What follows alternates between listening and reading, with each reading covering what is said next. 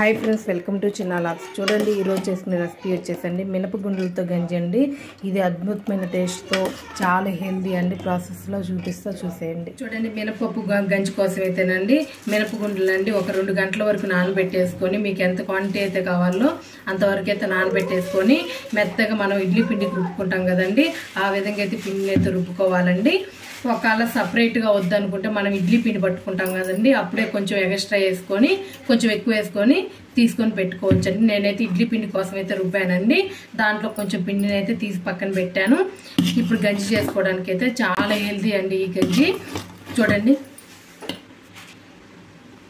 ఉట్టి మినప గుండ్ల పిండేనండి, దీంట్లో ఏం వేయలేదు. చూడండి, ఈ విధంగా అయితే పట్టి పెట్టుకోవాలి.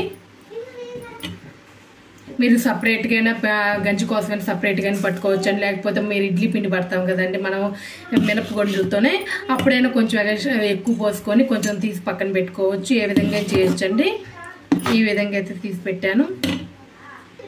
చూడండి, మినపప్పు గుండ్ల పిండిని అయితే నేను 1 కప్పు వరకు అయితే తీసుకున్నానండి మెజర్మెంట్ కప్పుతో. మీకు అడిగి ఇట్లాంటి కప్పులు ఇంట్లో ఏ కప్పు ఉన్నా కానీ తీసుకోండి.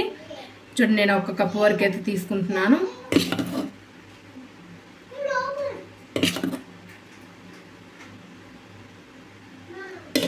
చూడండి, 1 కప్పు. చూడండి, వెడల్పుగా మనకు గిన్నెనైతే తీసుకోవాలండి. వెడల్పు ఎక్కువగా ఉన్నాయి, ఎందుకంటే మన మినపప్పు పిండి అనేది బాగా పొంగుతుందండి ఉడికేటప్పుడు. అందుకని కొంచెం ఎక్కువగా వెడల్పుగా ఉన్నది తీసుకోవాలి. 1 కప్పు వరకు అయితే వేస్తున్నానండి. అదే కప్పుతో 4 కప్పులు అయితే వాటర్ అండి.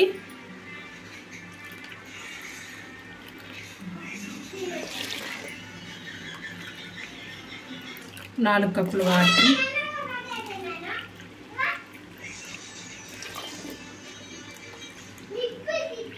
చూడండి, 4 కప్పులు అయితే వాటర్ అయితే పోసానండి. పిండి బాగా కలుపుకోవాలి వాటర్లో.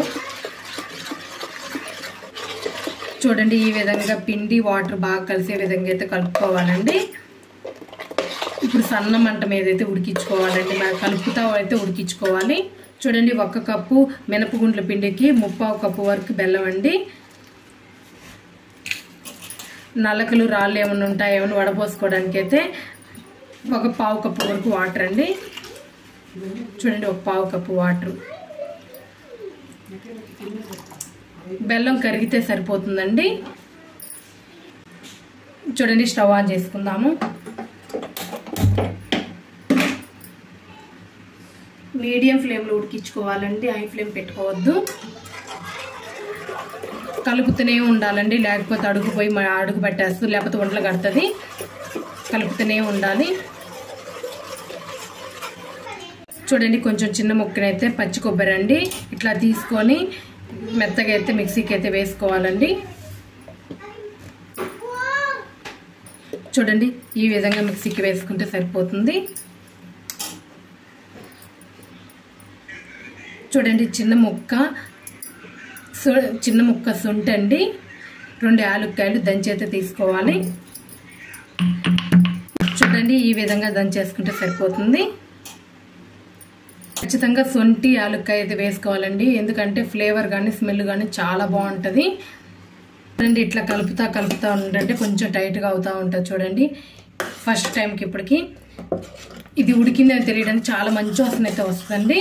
మనకి కొంచెం థిక్నెస్ కూడా అర్థమవుతుంది. గ్లాస్ తాగే విధంగా ఉంటున్నట్లయితే స్టవ్ ఆఫ్ చేసేసుకోవడమేను. ఇంకా కొంచెం థిక్గా అయిన తర్వాత బెల్లం వాటర్ అయితే పోసుకుందాము. కలుపుతూనే ఉండాలండి. చూడండి, ఈ విధంగా లైట్ థిక్నెస్ వచ్చిన తర్వాత కొంచెం మంచి స్మెల్ వస్తుందండి. అప్పుడు బెల్లం వాటర్ని అయితే వడగట్టుకోవాలి. చూడండి, వడపోసుకుందాము. ఇట్లా వడపోసుకోవడం వల్ల ఇటువంటి ఏమి నలకలు లేకుండా నీట్గా వస్తుందండి.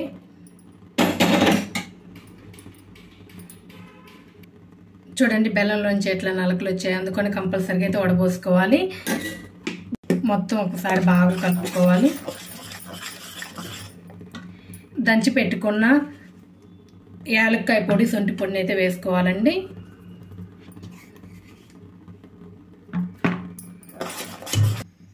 స్వీట్ ఐటమ్స్లో ఎప్పుడైనా కొంచెం చిటికెడైతే సాల్ట్ అయితే వేసుకోవాలండి. ఎందుకంటే స్వీట్నెస్ అనేది బాగా తెలుస్తుంది కొంచెం వేసుకోవడం వల్ల. ఒక చిటికెడు అయితే సాల్ట్ అయితే వేసాను. స్టవ్ ఆఫ్ చేస్తామనగా ఒక 2 or 3 minutes ముందైతే కొబ్బరి పట్టి పెట్టుకున్నాం కదండి, మిక్సీలో వేసుకోవాలి.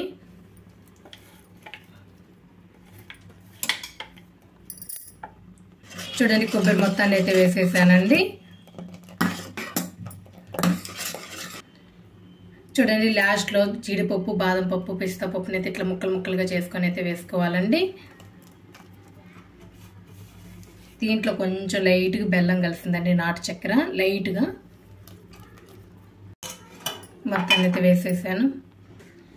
చూడండి మనకి అమృతానికి సమానమైన అయితే మినపగుండ్ల గంజి అయితే రెడీ అయిందండి. చాలా హెల్తీ అండి ఇది. పిల్లలు స్కూల్ నుంచి రాగానే 1 కప్పు వరకు అయితే ఇది ఇవ్వండి. ఇంకా చల్లంగా అయిన తర్వాత అయితే కొంచెం తిక్కుగా అవుతుందండి.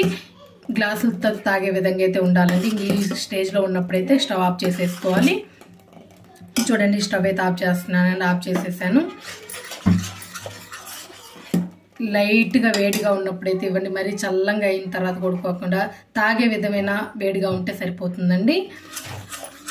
నా వీడియో కనుక నచ్చినట్లయితే లైక్ చేయండి, షేర్ చేయండి, కామెంట్ చేయండి. ప్లీజ్ సబ్స్క్రైబ్ చేసుకోండి. Thank you.